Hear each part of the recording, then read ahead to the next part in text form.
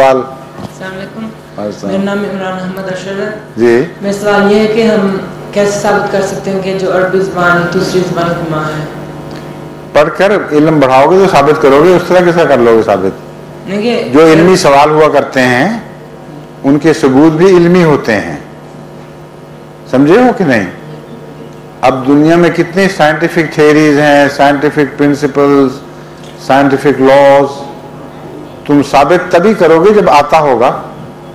तो अरबी जुबान के ऊपर जो किताबें लिखी हैं, खासतौर पर शेख मोहम्मद अहमद साहब मजहर ने, उसमें तमाम उसूल बयान करके मिसालें देकर दुनिया की 40 से ज़्यादा जुबानों को अरबी की तरफ ट्रेस करके दिखाया है।